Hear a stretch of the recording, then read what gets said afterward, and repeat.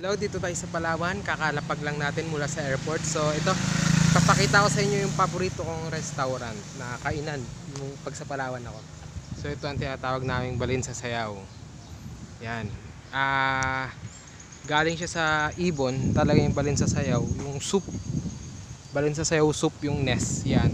Yan yung ibon na yun. So ito, nakikita sa kuweba pala yung ibon. Ayun, Palawan, Balin sa Sayaw Corp Grill and Restaurant. So ayan, ito ang Manalo, hindi ko alam anong tawag. Ayan, papasok na tayo.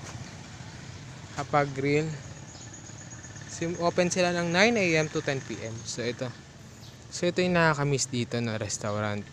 Ako medyo may pagka nature lover, kaya ayan o, ganda no. Ganda. Ganda oh. Ganda dito. Suabe. Wala akong masabi oh. Ang ganda. Ang ganda dito. Grabe. Parang wala lang masyadong kumakain. Ito ang gusto ko dito. Kumbaga may private, may peace of mind ka dito. Walang kumakain talaga dito masyado. Hindi, meron naman paggabi siguro. So ayun, ang ganda oh. Wow.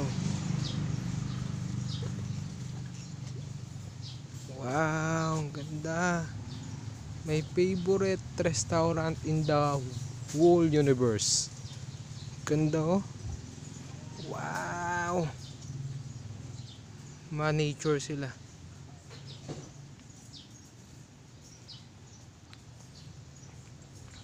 Ang ganda. Wala akong masabi sa restaurant na to.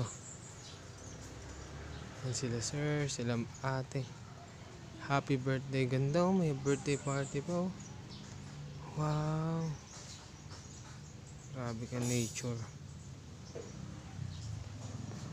Nature oh.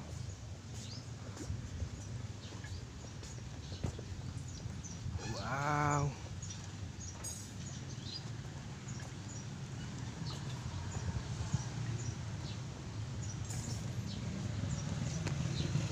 Ganda dito men, punta kayo. Ano, good for 6 to 8 person. Yan, 6 to 8 people. Yan. Ayun, Balin sa Sayaw.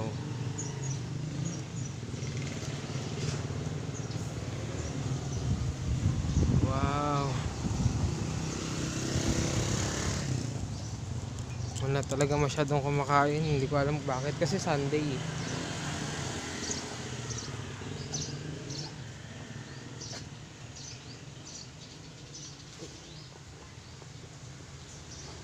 Ganda. Wow, grabe.